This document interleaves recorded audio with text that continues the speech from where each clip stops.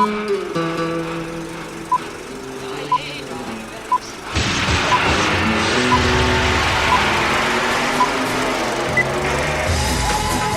to the Reviews Without Remorse podcast with Joe and Dave. Be warned, the discussions in this podcast may contain detailed spoilers. For spoiler-free reviews, be sure to check out our show on YouTube. Enter at your own risk and enjoy the show. Hey, so I just saw Terminator Salvation. Oh, good for you. And how was it? Well, honestly, it was kind of... I hope it was f***ing good because it's useless now, isn't it? Well, yeah, apparently Terminator Dark Fate is going to retcon all of this away anyway. For sake, man, you're amateur. Come on, I mean, just because I'm an amateur, I can still understand basic storytelling. What the f*** is it with you? What don't you f***ing understand? Well... Give me a f***ing answer! What don't you get about it? Alright, actually, I thought the whole thing was pretty stupid. I'm gonna f***ing kick your f***ing ass. And this is episode 142, and in this episode, Star Wars Episode 9 drops its final trailer, desperately trying to get asses back in the seats. Are we buying it? We'll talk about it. And then, we are dead. We are all dead, because we are here to discuss Terminator Salvation. And what's up, partner? There is no salvation in this podcast, ladies and gentlemen. There is only anger, disappointment, confusion. Spoiler alert. I'm good. I'm good, save for the topics we're about to discuss. But maybe we should just, quit the preamble and get it on. Let's do it. It's an instinct.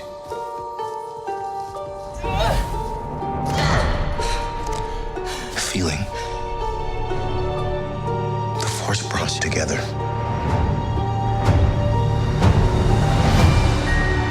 We're not alone. Good people will fight if we lead them. People keep telling me they know me. No one does. But I do.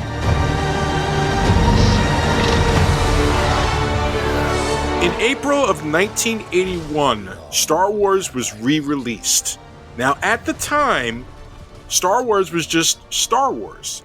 But in April of 1981, it was re-released, but this time, in the opening crawl, it added the words, Episode 4, A New Hope.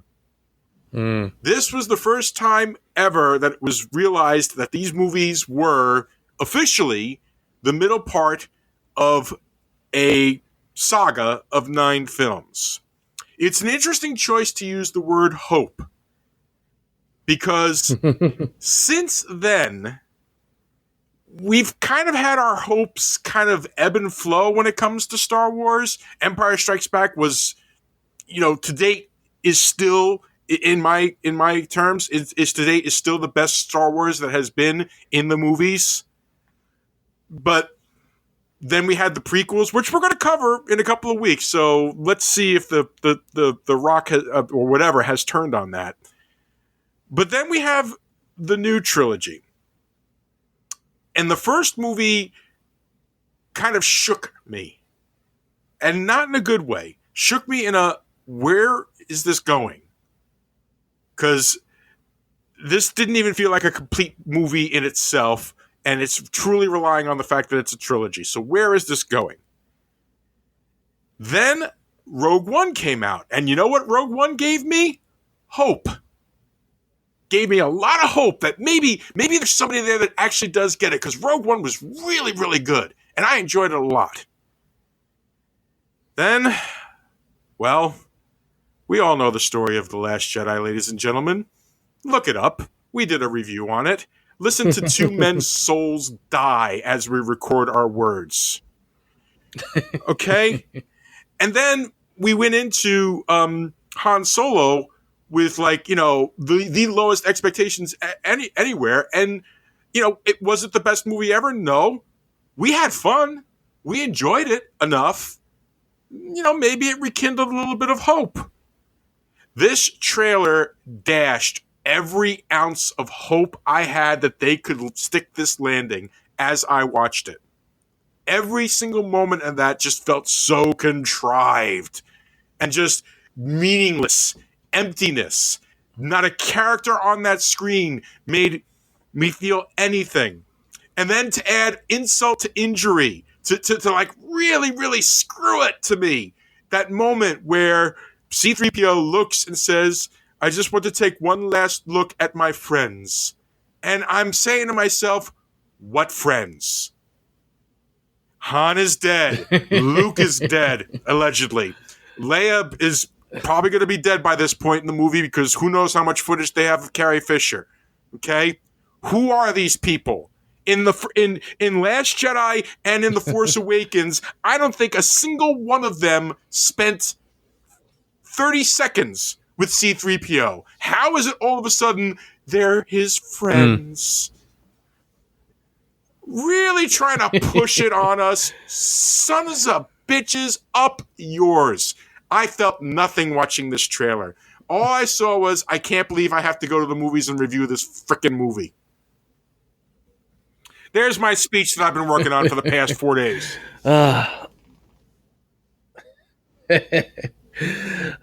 Did you ever see the day when you really just could care less about anything with this Star particular Wars trilogy? Because honestly, everything else has been pretty good.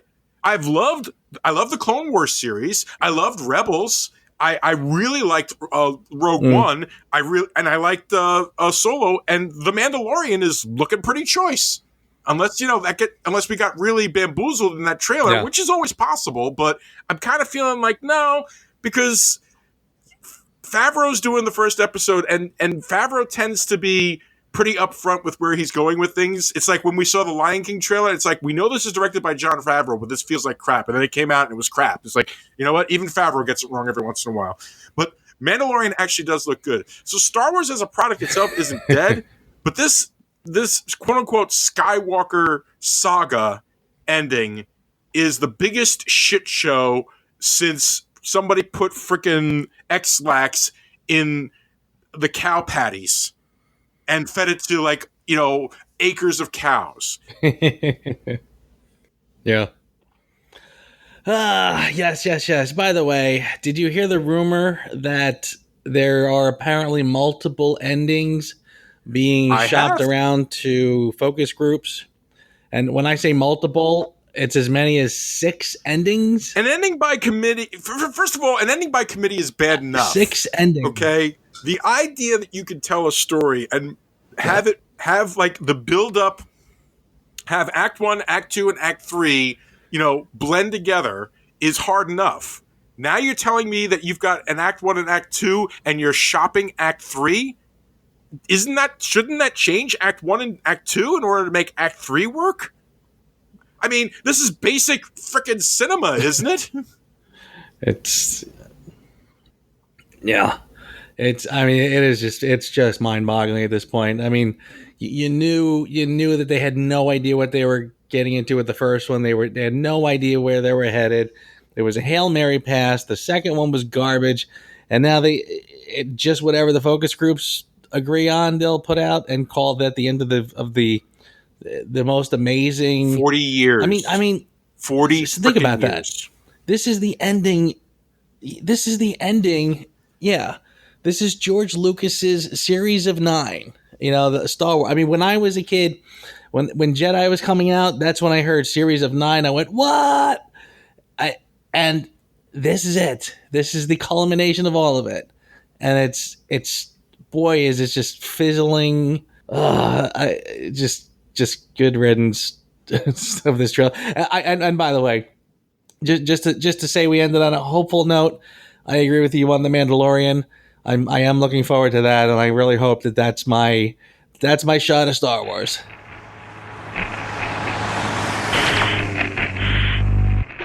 I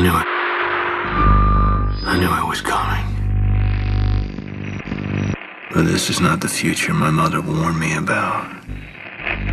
And in this future, I don't know if we can win this war. This is John Connor.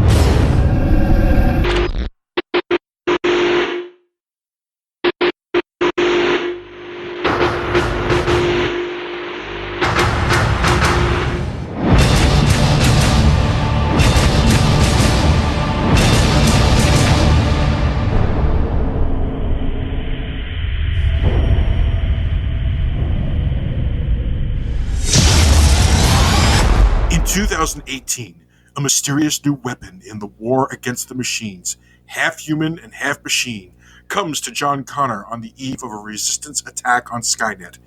But whose side is he on? And can he be trusted? Written by John Brancato and Michael Ferris, based on characters created by James Cameron and Gail Ann Hurd, directed by McG. Just saying that hurts. Terminator Salvation. So to start off with, we want to tell everybody that Joe and I reviewed the unrated version of Terminator Salvation. In case you're wondering what the difference is between the rated version and the unrated version of Terminator Salvation, a more bloody fight scene between Marcus and the would-be rapists, and a topless scene with Moon Bloodgood. That's it. You see boob, you've seen the movie that we're watching. But I'm telling you right here, right now, you don't want to watch this movie. You know, it's funny you say that, because I actually had no idea which version I was watching. The reason you know it, for people wondering, is because you got it for me, and I watched the copy that you posted. When I saw the was it a full blown topless scene, or was it just sort of like from the back, with a little bit of nipple and shot? This is a testament to the crappiness of this movie, ladies and gentlemen. We're debating whether or not it truly was a topless scene in this movie over the merits of the plot, the direction, the visual effects, and all that other stuff. Yeah. Why am I stuck on that? Well, basically just because I couldn't remember the first time I saw that if that was there. Because honestly, I mean, that was sort of what I walked away with. When I saw this movie originally, I remember seeing it and just feeling like just everything about it was just so forgettable. The only thing I could really remember was the scene where the Arnold Terminator shows up for the one fight scene, which I thought was pretty ridiculous. But I was like, oh, all right, well, at least it's something I recognize. There's Arnold. And I remembered that they had a clip of Guns N' Roses in it. The song that they play in Terminator 2. But that's all I got. I can't remember anything else. Of this movie as I was watching it. Nothing. And I know I saw it. Because, you know what? Screw it. We're in spoiler territory, ladies and gentlemen. This is a crap fest. Don't bother. But we're going to talk about it anyway, so if you're still interested in spoilers, it's your chance to get the hell out.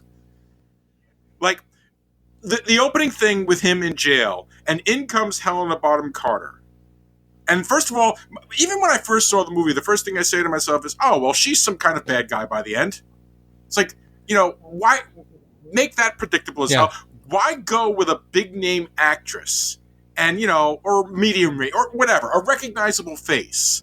She's a recognizable face. She's a recognizable actress. For something that you're trying to pretend to the audience is just one little scene, wink, wink, a nudge, nudge, you knew she was going to come back at the end in some form or another. Just, predictable right from the start. The entire, I'm trying to wrap my head around the whole idea of what it was the machines were planning with Marcus. What was the big plan? It's like, well, the plan was that we wanted to be able to take out the entire resistance at once by utilizing Marcus to, infiltrate and blah, blah, blah, blah, blah, blah. It's like, really? The machine had 75 different literally the scene where he ran into Kyle Reese. Why wasn't Kyle Reese killed? Why didn't he just die right there and then? That's the end of it. Right there. That's it. It's over. Done. Kaput. But no. We're going to wait because we're going to make 100% sure. This is, I wrote in my notes, I'm going to read them to you right here, right now. Lex Luthor's plan in Justice League was more logical. I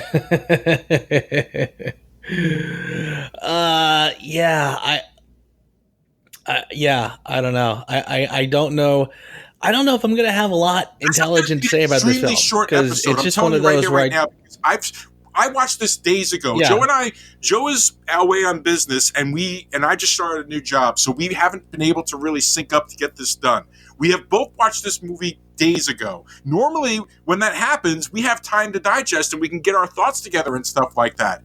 You know what I wound up doing? You know that nice little opening monologue I made about the Star Wars movie? I thought about that because I couldn't think of anything about this movie. Yeah. You spent more time thinking about that. This movie is soulless.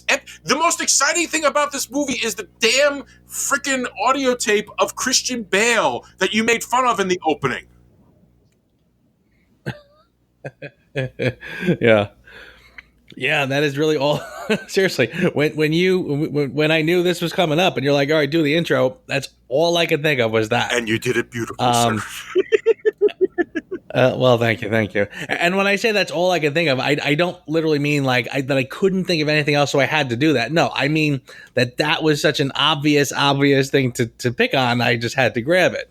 But seriously, like I can't remember anything else about the film. Well, all right, let's try to jump into this. Here's some thoughts I had. One, it was mildly interesting that Terminator 3 is acknowledged in this film by the fact that he has a woman and her name is Kate, and she's technically, I guess, a redhead. Or it was kind of dingy, dark, but whatever. So okay, interesting. But yeah, honestly, I just felt like one of the frustrations with it is that they gave you plenty of looks into the future. You know, there was a lot of flashback or flash forward, whatever, to life beyond Judgment Day. Kyle would have dreams about it. Sarah Connor was kind of flashing to it, or rather they were just doing shots in the beginning of Terminator 2. Even Terminator 3, I think, did it. Then you get this movie where they're actually going to, somebody said, let's do a movie that's finally set in that universe. We can, we got the budget now, we've got the effects, we could do it. So all of a sudden they do it, and then it's like, but it doesn't look like that. It doesn't look anything like what we saw. Again, I know I said this sort of when we were talking about Terminator 3, how it was frustrating that the whole thing seemed to happen in daylight. And again, Terminator 1, Terminator 2 was very specifically a lot of night stuff. And all of that stuff, honestly, when you saw the flash forwards, it kind of almost looked like the whole world was plunged into darkness, and it kind of had a flash of the Matrix, frankly. This all daytime stuff, kind of wide open space, more like Mad Max than Terminator Judgment Day. Which, a part of me is almost admiring that at least they were trying for something a little bit different, a little post-apocalyptic. I feel like there was an ambition here that far outreached the grasp of anything coherent. Yeah. I mean, your train of thought. It just occurred to me. Dude, I'm struggling. Believe me, my train of thought is my train hasn't even left the station. It just, again, it doesn't look like anything that it probably should have looked like, and again, the whole story, it just did. I don't know. It didn't make it. Honestly, I really was having flashbacks of the Animatrix. Frankly, Interesting. Yeah, go on. The stuff they did where the machines kind of rose up and took over. And yeah, that is sort of a plus that I was having those kind of visions, but again, not enough, not good enough. And again, it's not Animatrix. It's supposed to be the Terminator. So I don't know. The whole feel of it was just bizarre. And honestly, and this is probably this might actually sound like one of the most asshole-ish things I've ever said on this thing. Oh, I'm sure we can find others, but please.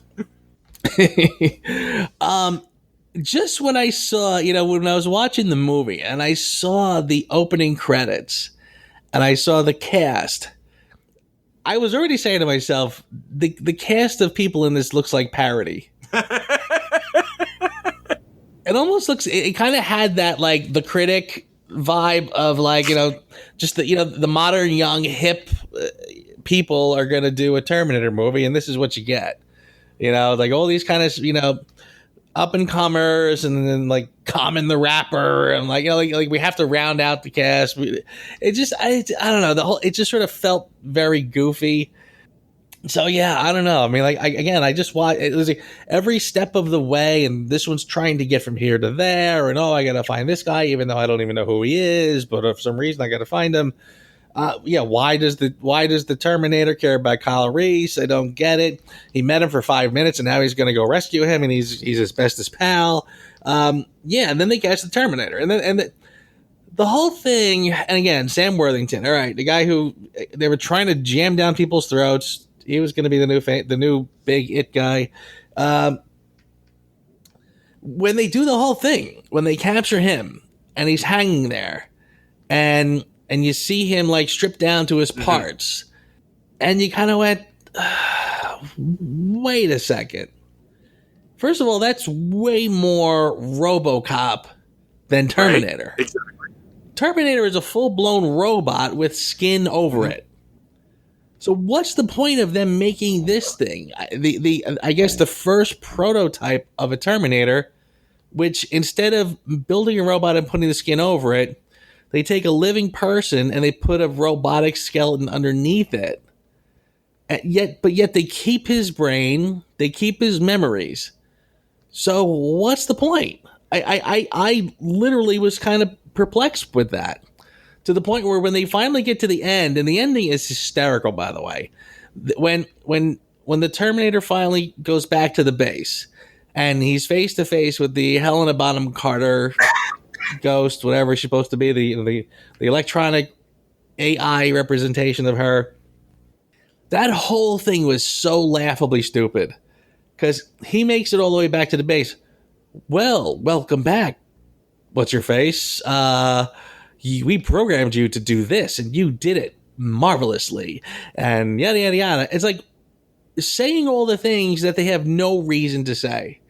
If they wanted to trick him, why now tell him everything they did? Why sit there and twist their mustache and say, here's what we did, and you fell right into our trap, ha-ha, so that he'll bust out and go rescue the guy because now he knows the truth, etc., etc. Like, there was no reason for that discussion to happen at all. And why did he have a heart? Right, of all the things he's got, why does he... You can almost understand, the brain, because I'm sure it was just much easier to just, like... to the robots, they would look at it like, well, we're just transferring a hard drive to a new system. The brain makes sense. The heart does not. I don't know. I mean, they never really give you the science, the details. I mean, honestly, when he was hanging there and you saw his guts, you kind of went, what? Like, why? Yeah, I didn't understand that at all. I thought that was really bafflingly stupid. Well, the character in Dark Fate is supposed to be one of these human, cyborg hybrids. Maybe we're finally going to get some answers once we see Dark Fate. Maybe that's what it is. Maybe it just took them 10 years to have to explain. I don't know, Joe. I don't know. This was you know what? I want Dark Fate to explain to me why Sarah Connor wants to shoot the Terminator after everything that happened in Terminator 2. I that's the only thing I could care about. And I don't even care about that. It's the only thing that I'm like it's like, go ahead. I want to see the answer to that one. I want to see how they're going to make Edward Furlong look like John Connor. Because the last time I saw him, the dude was fatter than both of us put together. I want to see how they make him look like anything else but an aging meth head. I think him and Jason Mewes should get together and make a movie. Jason Mewes is at least recovering and in decent shape. which they've been telling us since the late 90s, by the way. Yeah. But anyway, as I divulge. Divulge? You mean digress? Thank you. Or both. Wow, you are tired, sir. I am, folks. I am finished up a 14-hour day. So yes, you're not getting me at my peak, but luckily this is not a film worthy of my best. No, and there really is no law saying we have to fill the entire hour. Because frankly, I don't. We're according to my clock, we're like 26 minutes in. We might be a little more with trailer padding and stuff like that. And I am hard pressed to say anything more about it that we haven't already covered. The acting is bland. The action is bland. Like they do this one scene where it follows Connor getting into a helicopter and taking off, doing that atypical, like this new wave thing of doing camera tricks, where they're using digital cuts and everything like that to make it seem seamless, and it instead just becomes distracting and takes away from whatever action, which you could barely make out anyway. And you got the Terminator motorcycles that John Connor steals. It's like, just throwing stuff on screen because you think it looks cool in a universe that was extremely carefully crafted by a master is kind of insulting to that master. Yeah, the Terminator motorcycles was baffling to me. Why would you have? That made no sense. I mean, seriously, assuming that they literally made motors. I mean, the Terminators built these, right? Like they didn't take existing motorcycles and then and rig them that the robots could ride them. So they are actually just robots with two wheels. So how does John Connor take one out and just sort of hot rod it with a couple of, like he's trying to jumpstart it somehow or something or other, and now he can just ride a motorcycle? Like, why would it even have the ability to carry a person? Like, it was so stupid. Why does the giant hulking robot that steals the people from that gas station spews black smoke? Do you think it's running on diesel? I have no idea. No idea. There's so much. I can't think of a thing. You know what? I'm going to go back to what we started with at the beginning. The half shot of Moon Bloodgood's boobs may be the best thing about this entire movie. And they weren't even that great. Well, even oh my God, even that was awful. Because again, I'm saying to myself, like, now I have to sort of go back and remember, like, how did they even get to this point? Like, how did they meet the Terminator and her? Because all of a sudden it was like, that really weird, awkward, like, again, just something out of like a bad romance movie, like where the scene she's getting changed and she like all of a sudden turns with her hands cupped over her boobs and turns with this look of at him, like, look how vulnerable I am. And I'm like, what the heck is happening? Why is this happening? Why did she just take her clothes off and then look back at him as like, I don't know. I don't get it. I mean, I liked Anton Yelchin as the young Kyle Reese. I thought he looked the part. I didn't.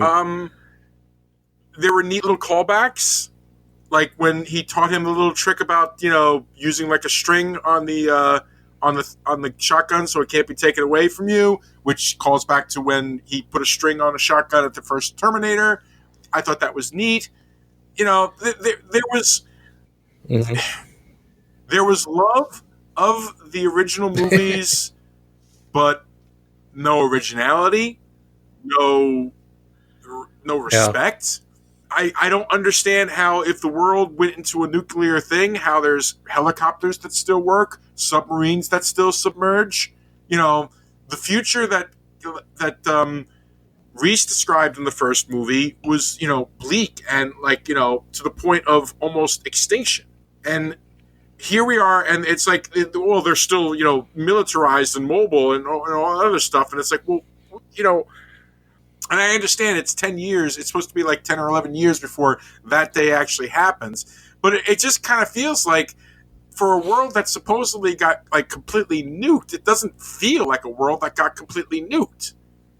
Yeah.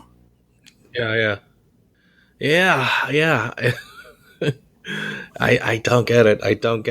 And honestly, there's another thing that sort of frustrates me, because I sort of feel like in all of these movies, you're getting a sort of like a reworking of the rules of time travel. Mm-hmm. Which, you know what? I want to give the movie one prop. They didn't use time travel. That's It's true. Yeah. I mean, you don't have that. This is sort of an oddity in the whole series. It really was sort of an experiment that didn't work. And I mean, it's bookended by other experiments that didn't work, but this one at least, I mean, it was trying something else.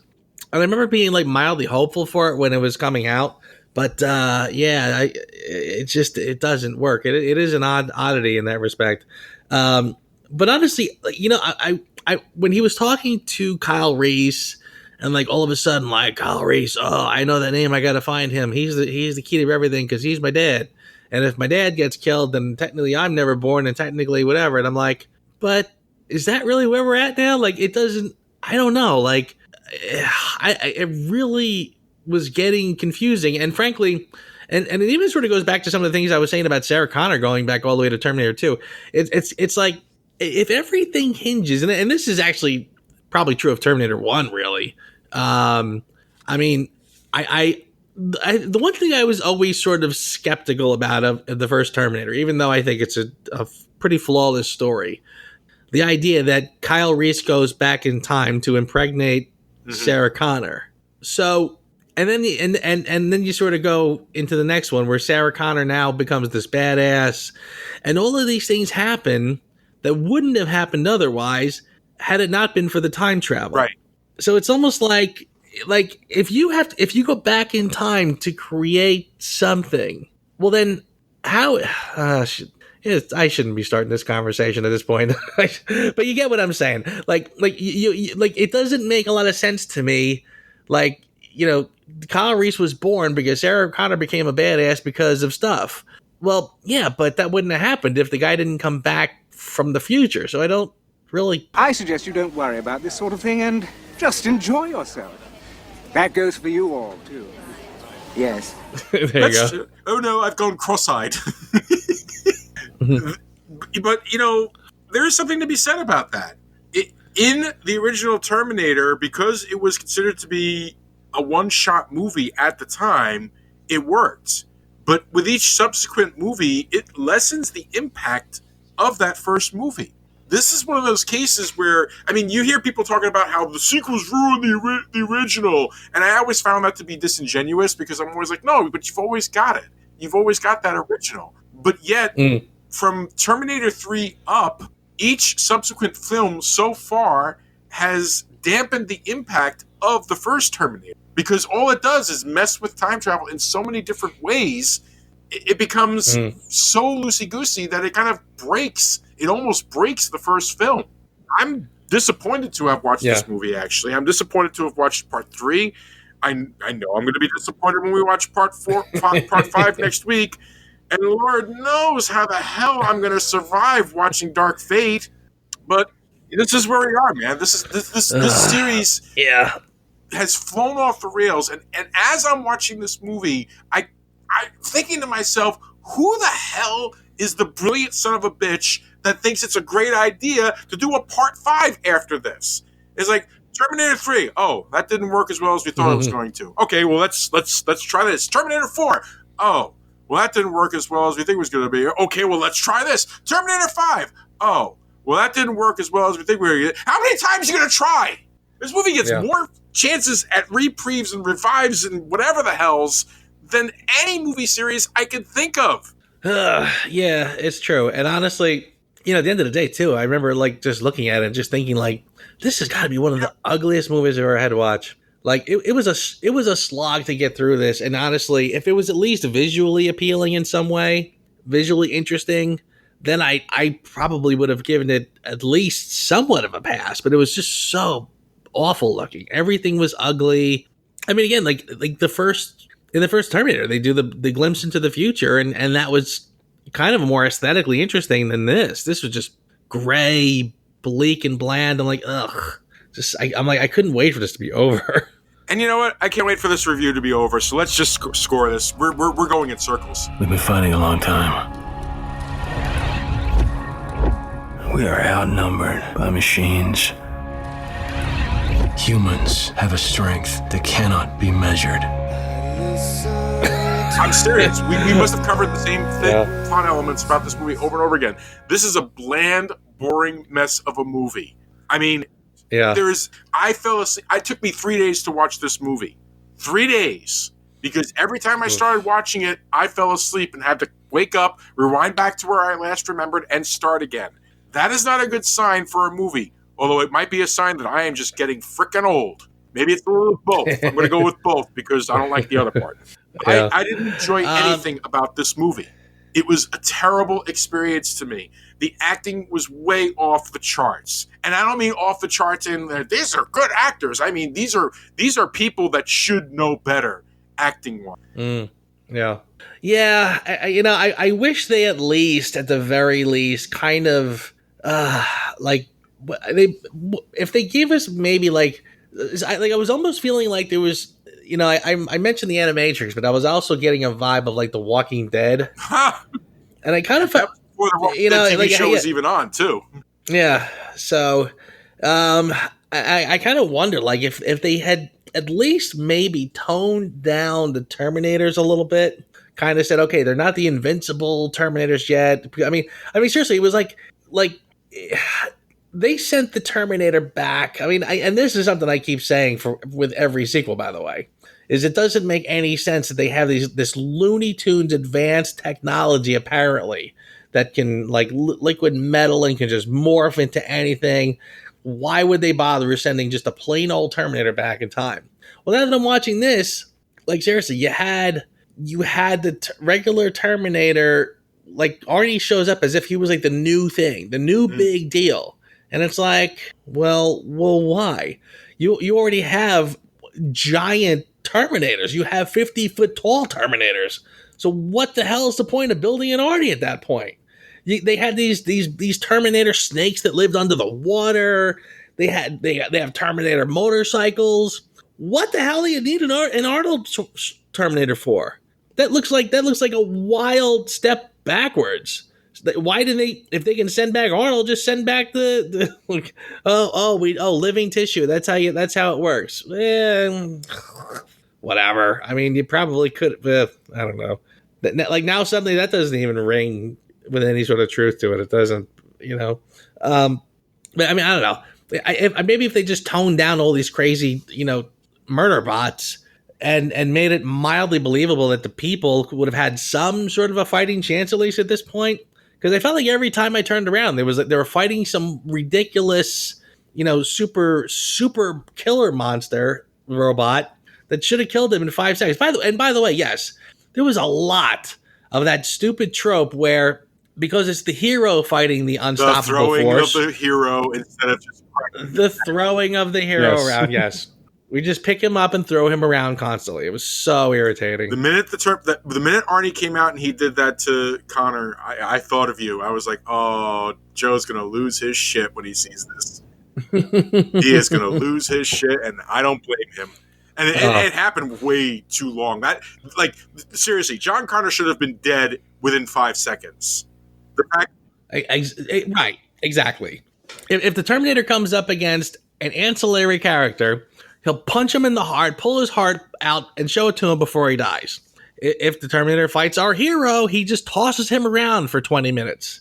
And by the way, where are they that the Terminator can walk through, John Connor can drop lava on him in 1 second, freezing nitrogen or whatever that was supposed to be in the next second? What are they building here that they have lavas over here and nitrogen over here? It was just like every stupid, like, what can we do now? Stupid thing. The hell with this movie. and I am grasping. I'm grasping just to say we did a reasonably full episode on this, but it is just so bland and empty. I really have nothing. Well, we've hit the 40-minute it. mark, so let's put a pin in it. Let's just put a pin in it. This is John Connor. If you're listening to this, you are the Resistance.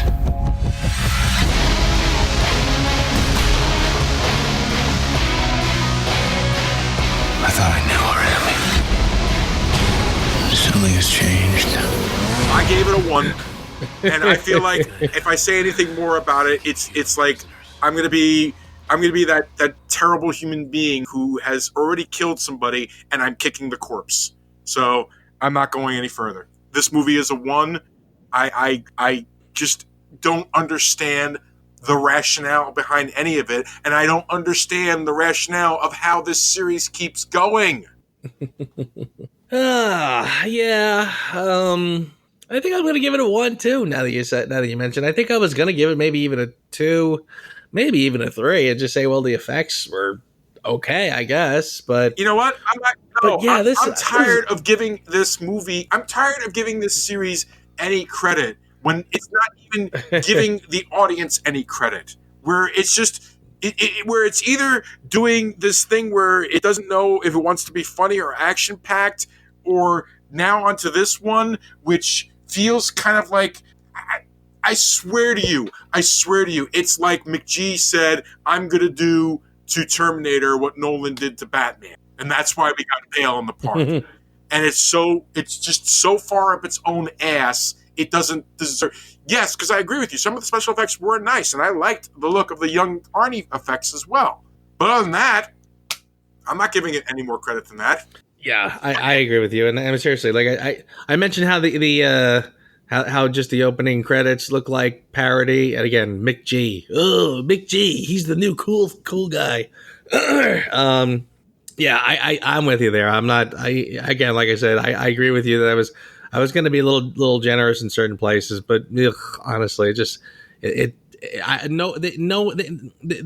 they need to sit down and figure out what the point of this movie is. What exactly are we saying with this? Is there a theme to this movie? Is there something we want to convey? No, there's nothing. It really does offer nothing, and it's just an excuse to make more special effects and robots and junk on screen, and it's just bland and ugly and horrible. I'm with you on that one. I'm not gonna hold back. You know, when Scorsese and Coppola said that the Marvel movies aren't cinema, I almost want to say, oh, you want to see not cinema? Let me show you Terminator Salvation. Because, I mean, who asked you? I mean, this entire episode was a who asked you. It really was. It really was. Everything about it was terrible. But I will. The part that I will just mention again, I said it already, but it was literally laugh out loud stupid. Was the moment where the Terminator shows back up. The Terminator who is played by not yet Jai Courtney. Just, like, I feel like that's the one thing I can say about Sam Worthington. If somebody says to me, "Who's he?" I'll be like, "He's like one step up from Jai Courtney." But seriously, when he ends up in the base and they capture him, and Helena Bonham Carter shows up on screen, and even the whole even that what? Who are you? Why you're dead? What? She goes, oh, I could take any form I want. Would these other forms suit you better? I'm like, what? What are we throwing back to with that? Again, what's the point of this scene? I mean, seriously, it was literally like them twisting their mustaches, going like, "Ha, we tricked you into doing our bidding," and yada yada yada. We're bad guys, and we do bad guy stuff. And I kept going back to what is her motivation in the beginning? When they first show her, and by the way, seriously, Sam Worthington is on death row, if I'm reading this correctly, right? They tried to make him this kind of this misunderstood guy with a heart of gold, like the Sandman from Spider-Man 3, But I'm saying to myself, if you're on death row, you did something pretty bad. They said something about 2 people and cops or something or other, that he murdered. Yeah, it was Jesus serious. Christ, really? Yeah. Why did you pick a decent guy like a firefighter who had terminal cancer or something, as opposed to a guy on death row with multiple murders? Why am I again? There's nothing about this guy's character that says to me that this guy should be on death row. Didn't make any sense. It really didn't make any sense. But anyway, so I didn't understand the part when Helena Bonham Carter's in there trying to get him to sign paperwork to hand his body over to science so they can do this to him. If this government is that corrupt at that point, why would they even need a signature? Just grab the guy and say, okay, yeah, we killed him, and now we're going to turn him into a Terminator. But I didn't get the whole thing with her, because they were definitely saying that she was dying of she was probably riddled with cancer. And he said something and then he kisses her and he goes, "Oh, so that's what death tastes like." I'm like, all right, look at this badass line. It was so cheesy.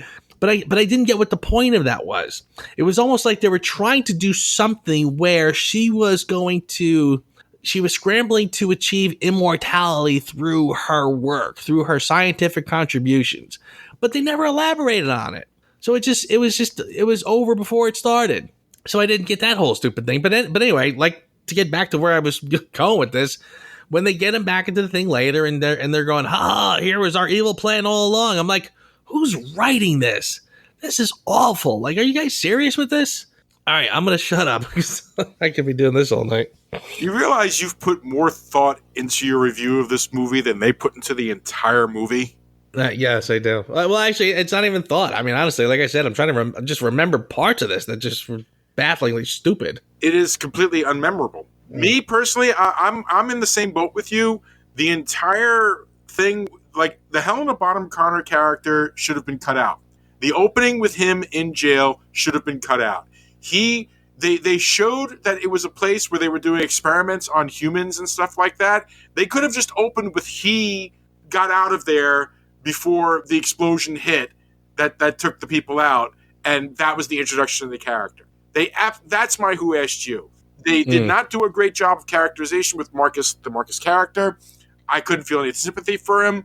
Terrible casting job. Supposedly James Cameron was the one that recommended him to McG because of the work that he did with him in Avatar. It's like, well, I mean, that's the difference between two directors then, because at least in Avatar, the guy kept his freaking accent straight. In this movie, his accent went all over the damn place.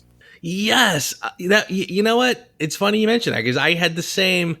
All of a sudden, in the middle of the movie, he started speaking with an accent. Yeah. Oh, yeah. And I'm like, what the heck? Wait, what? What is going on here? Now he has an accent. Sam Worthington, I don't know who he has naked pictures of, or if he knew about Epstein's plane, or if him and Harvey Weinstein used to do stuff together, or whatever the case may be. I kind of feel like he's made a deal with the devil or something like that. Because that is the only thing I could think of as to why this guy has a career. He's moderately attractive. He seems like he's got a decent build, but he can't act to save his life. I don't get how this guy has a career. He is the weakest thing. He is my Who Asked You, Sam Worthington. Wow. Well, yeah, I think it's like I said. He walks into meetings and he goes, "Look, if you don't hire me, it's going to be Jai Courtney." I think I would have preferred Jai Courtney. well, we got Terminator Genesis to look forward to see him as the next leading man in the next movie. Is it even worth asking for your consideration? I have something I can throw out. Throw it out there.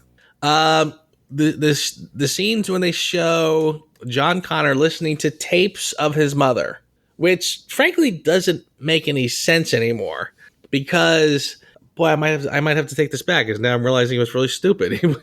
But he was listening to tapes of his mother, and the tapes were obviously taken from the ending of Terminator 1, where she's kind of going off into the sunset and you see her speaking to a tape recorder, leaving, detailed messages for John when he gets older, et cetera, not knowing if she would ever live to see the day where she sees him grow up or something. But she did live to see him grow up. John Connor had a long life with his mother. Mm-hmm. Mm-hmm. So why does he need these tapes? Why does he have to go back and listen to these tapes as if this was his only window into the clues that his mother left about the future, etc.? Okay, but we're on for your consideration. That sounds like a list too. I know. But what I was going to say is, at least I'm pretty sure it was not Linda Hamilton. So I was going to say that it was actually. Was it Linda Hamilton? Yeah, she re-recorded her lines for that. Yeah, she did. Okay, yeah, look it up. Well, there goes that, because I was going to say whoever they got to do the voice work sounded a lot like Linda Hamilton. So that was literally all I had. This is the world's biggest asterisk for your consideration with me. I thought that the young Arnie effects looked neat. That's it. Alrighty. An asterisk, because they're not they're not really that good. they falter at moments. You know, I guess what I want to say is I liked the idea. I feel like if this movie was a movie that told the story of how the T-800 series came to be, I feel like that would have been an interesting movie. But that's not this movie. But they want to make you think it was this movie because of that big reveal with Arnie at the end. Yeah. Right. Yeah. Again, like if this was, but they kind of already ruined it in Terminator 3. I was going to say, like, if you were trying to go back and just really get into the times, the moment where the machines become sentient, becomes conscious, that would have been mildly interesting. But yeah, I guess we kind of saw that in Terminator 3. So I guess this has to be years down the road, or I don't know. I don't know. I'm trying to sort of get my head around what they could have done with this movie. I think this whole thing about just trying to rescue Kyle Reese because Kyle Reese is going to be his father. Again, it doesn't make any sense to me. So you're telling me that Kyle Reese's destiny was just to get swept up by Terminators and taken to the concentration camp of the future. But because you know he's supposed to be your father, you rescue him. And so that never would have happened. Lives rescuing him. Let's add that in there. Yeah, true. Very true. Yeah. I'm struggling to get what the point of this movie as it is, and I really can't even offer anything intelligent as far as like what they could have done to make it better. Honestly, I kind of feel like if it was just plain old John Connor teamed up with Kyle Reese in the future fighting Terminators and yada yada yada, maybe you end it with sending him back in time, but again, they do that dumb crap in Genesis. That's terrible. So I don't know. I don't know what you do at this point. Maybe just sort of a buddy movie where they're just fighting the war against the machines, like kind of Matrix style. You know, I don't know. But this movie as it is, it's a let's put it to bed. If we stay the course, we are dead. We are all dead. I can't justify its existence in any way, shape, or form. You know what's funny, ladies and gentlemen? I'm mercy killing this podcast because I'm looking at my friend here through Skype, and he is just bobbing and weaving like he is trying his best to stay awake because he's had a rough day, and he is trying to justify. And I respect that. I really, really do. And we still got a long show out of it. It's a little bit meandering, but that's okay. But this is not. We've given it more time than it deserves. Okay, even Mr. Plinkett doing 3 episodes on The Phantom Menace seems egregious. I feel like we've been even more egregious by doing as much time with this movie as we did. It's shit. It's a terrible movie. Agree. There should not have been a sequel, but yet we're going to be back next week, ladies and gentlemen. To do it all again. God, this is seriously the most painful movie series that we've done since the Die Hard series. Yeah. Pretty We're much. back with Terminator Genesis with Jai Courtney. Is it Jai Courtney? Is he Kyle Reese this time? I forget that. Yes, he is. And we've got Khaleesi from Game of Thrones, and we've got the awesome that guy who was awesome in the Chappaquiddick movie as John Connor, and Arnie's back, and they'll be using more youth aging stuff. And it's going to be a whole bunch of ridiculous time travel in this one. Oh, and also it retcons Terminators 3 and 4. So we will discuss it.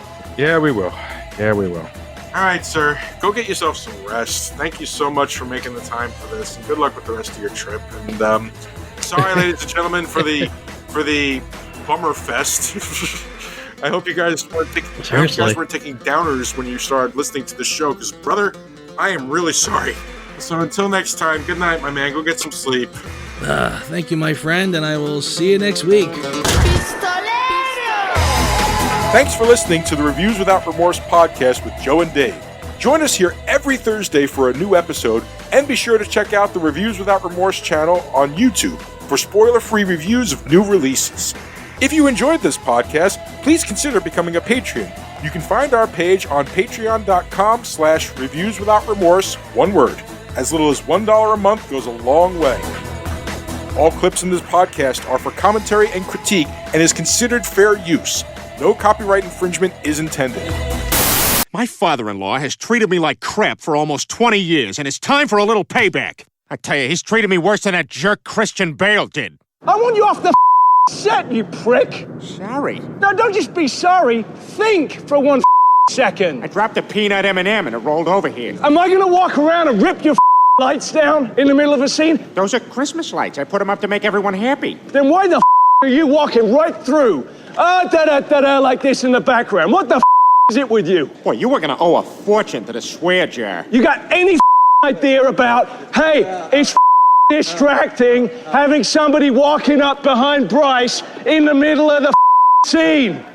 Give me a answer. I don't get it. What don't you get about it? I don't get why we need another Terminator. I don't get it. Oh, and by the way, sorry, I ate that last piece of pie that you were saving for yourself. Oh, good for you. And how was it? It was good. I hope it was good because it's useless now, isn't it? Well, it's nourishing me, so that's useful. Sake, man, you're amateur. I don't know that word. Stay off the set, man. Right, let's go again. Can we just take a minute? Let's not take a minute. Let's go again. I gotta go pee, and I want to walk around some more, but I want to do it while the scene's going. You're unbelievable, man. You know, I just don't understand. You don't understand what it's like working with actors. That's what that is. I don't think that's what that is. That's what that is, man. I'm telling you. Hey, my family's coming to town. Do you mind pretending that I'm the director? I want to kick your You don't shut up for a second, Please all don't right? hurt me, Mr. Bale. I'm gonna go. Do you want me to go trash your lights? No. Do you want me to trash them? No, I don't want you to trash them. You do it one more time, and I ain't walking on this set if you're still hired. Sorry, it's my first day. I'm serious. You're a nice guy. You're a nice guy. I don't feel like a nice guy. But I don't cut it when you're around like this on set. Geez, you punch your mother with that mouth? Seriously, man, you and me, we're unprofessionally. Wait, just professionally? Are you asking me out on a date?